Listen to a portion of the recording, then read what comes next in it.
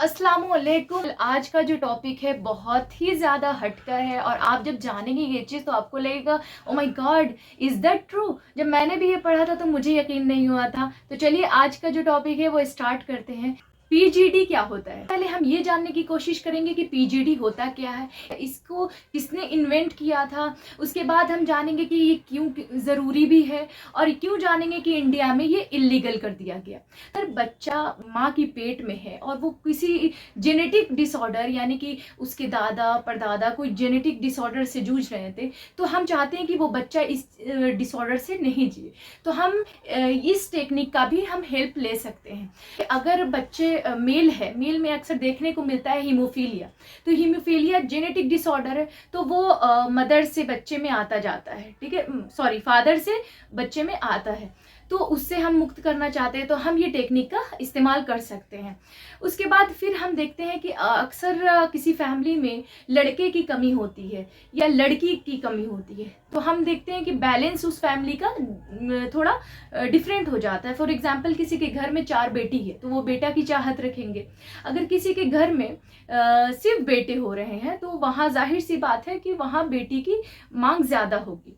तो आज हम पीजीडी टेक्निक को समझते हैं। फर्टिलाइजेशन के तीसरे दिन इंजेक्ट करते हैं उस एग में, फर्टिलाइज्ड एग में हम इंजेक्शन लगाते हैं और इंजेक्शन लगा के हम डिटेक्ट करते हैं कि वाई क्रोमोसोम कहाँ पर है। वाई क्रोमोसोम को हम निकाल लेते हैं डिटेक्ट करके। उसके बाद उसमें सिर्फ एक्स बचता है। तो अगर आप बायोलॉजी की स्टूडेंट, उनको पता होगा एक्स वाई क्रोमोसोम के बारे में, तो वाई क्रोमोसोम को निकाल लिया जाता है, तो फिर बचता है क्या, एक्स बचता है, जिससे बेबी गर्ल पैदा होगी। किसी पेरेंट्स को चाहिए होता है कि मुझे गर्ल चाहिए, मुझे बेबी गर्ल चाहिए, तो वो ये टेक्निक को इस्तेमाल कर सकते हैं। लेकिन ये इंडिया में लीगल नहीं है, इलीगल है, क्योंकि यहाँ जो है हमारा इंडिया ना 4th पोजीशन पे, मैं करंट अफेयर में ये पढ़ रही थी कि हमारा जो इंडिया है वो 4th पोजीशन पे आया है महिलाओं की असुरक्षा के लिए। कितने शर्मनाक की चीज़ है। पीजीडी जो टेक्निक है उससे आप मनचाहे बच्चे को जन्म दे सकते हैं। Who invented PGD? पीजीडी का इन्वेंशन 1989 में एलन हैंडीसाइड ने किया था। फैमिली के बैलेंस बनाने के लिए भी ये टेक्निक का इस्तेमाल किया जाता है कि कोई चाहता है कि 2 बेटा 2 बेटी हो, 3 बेटा 3 बेटी हो, तो वो इस टेक्निक का इस्तेमाल कर सकते हैं।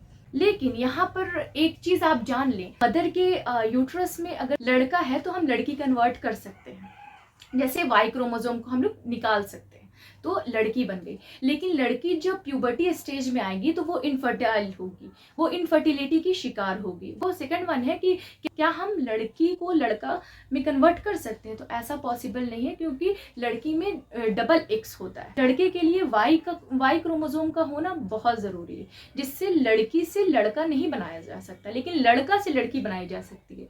तो साइंस ये कहती है कि इवोल्यूशन के अनुसार हम जो गर्ल्स हैं वो यूनिवर्सल लाइफ है हमारी, और गर्ल्स के मॉडिफाई होने पर ही बॉयज़ की उत्पत्ति हुई है, बॉयज़ की ओरिजिनेशन हुई है। तो ये हम इवोल्यूशन में पढ़ते हैं। एक्चुअली बिलीव करना होगा, बिकॉज साइंस अगर पढ़ते हैं तो इवोल्यूशन पे बिलीव करना होगा। इस्लामिक वे में अगर देखें तो ये सब पॉसिबल ही नहीं है आधा, लेकिन ये इवोल्यूशन चैप्टर में आप पढ़ सकते हैं कि लड़की जो है उसकी लाइफ जो है वो यूनिवर्सल है, यानी वो बरसों से लड़की आ रही है और कुछ बरस पहले लड़की से लड़का मॉडिफाई हो गया है। तो और एक चीज़ मैं बताना चाहती हूँ कि पीजीडी के टेक्निक का जो इस्तेमाल किया जाता है वो जेनेटिक डिसऑर्डर के लिए भी किया जाता है। जैसे फॉर एग्जांपल मेल्स में जो पाए जाते हैं हीमोफीलिया, और फीमेल में जो पाई जाती है रेट सिंड्रोम।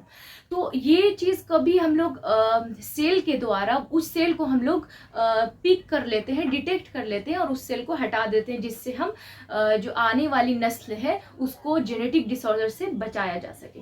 तो थैंक्स फॉर वॉचिंग, मिलते हैं नेक्स्ट वीडियो में। अल्लाह हाफिज।